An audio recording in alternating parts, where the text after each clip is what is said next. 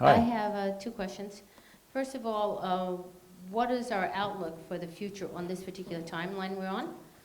And second, how do we change the timeline to a different timeline? Okay, very good question. When we took the Advanced Chronovisor probe from ITT Defense Communications in Nutley, New Jersey, and I know it was the first Friday in November of '71. I looked and it was November 5th of 1971. We were dressed in specialized equipment to protect us, a crystal helmet, a titanium-covered sort of space suit, and they turned the device on and we disappeared from the stage. My father was watching. We traveled for about a half hour to 2013 through the sort of the quantum plenum again, and we were trained that when we felt 3 pulses, we should look quickly to our left and our right, and what I saw below me was the U.S. Supreme Court building underwater. I was in the water and it was deeper, so it was like diving on a marine artifact of the U.S. Supreme Court building after a major catastrophe. We were then brought back. I was disrobed from the suit. They actually poured my boots out on the stage. I don't know whether that was water that had infiltrated from where they sent me. I don't think so. It may have just been perspiration from the heat of the device. On that timeline in 2013, in that probe to the future, the U.S. East Coast was inundated. So there was some kind of catastrophic event. A meteor strike, a limited nuclear war, global warming going critical, or even that 100 million tons of rock that's sitting over on the island of Las Palmas in the Canary Islands. And if that calves off and plops into the Atlantic, we're going to be hit by a 2,000-foot tidal wave traveling at 600 miles per hour. Okay, the East Coast is. So we have to be mindful of the negative futures that were modeled or visited in Pegasus.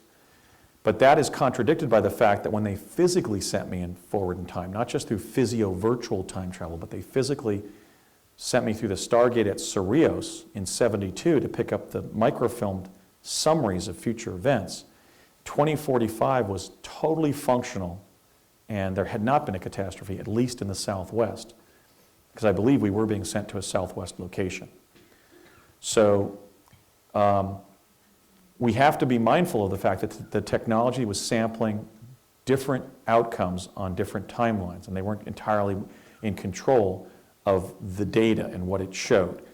So my point there is, nonetheless, they've spent trillions of dollars developing a continuity of government system in the American Southwest, so they know that at least on one major timeline that there could be such an event.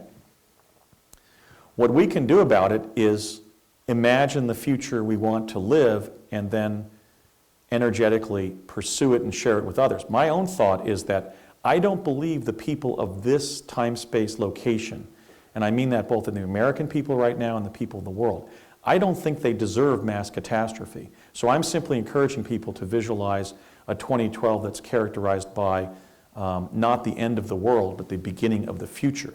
So I think we can just imagine the future we want, as much as possible, imagine the future that we want to inhabit.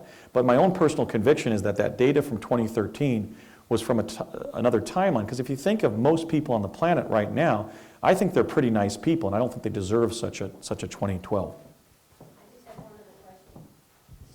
other question. So the last question I have is then, if there's a different timeline, then there's potentially different people on that timeline than there are on this timeline. Different people? Yeah, maybe people who have passed, people who are coming. I mean, yeah, and we don't know what karmic lessons needed to, we don't know what higher forces are at work betwixt and between different timelines. So in fact, that goes to my point that I don't think on this timeline experiencing a planetary catastrophe that would inundate the east coast of the United States by 100 feet of water is a karmic lesson that this group of human beings needs to learn. I just don't get that impression. So we can change the future by dreaming it. Not only dreaming it, but also by continuing to be positive, constructive people, because, I mean, just philosophically speaking, I mean, the book of Isaiah suggests that people get what they deserve. So if we basically comport ourselves in a way in which we're not in a generation that doesn't deserve to see mass catastrophe, there may be an ethical dimension too, where we're good enough people and we end up not having to learn the karmic lessons of whatever that catastrophe was that was seen in that, the results of which were seen in that particular chronovisor probe. So I think it's pretty complex. It's what we apprehend of the future. It's based on living good lives, and also just recognizing that just because it was seen on one timeline doesn't mean we have to become obsessed by the negativity of that, because if we do, we may in fact end up implementing some of these things that were seen from other timelines by giving it too much energy. Thank you.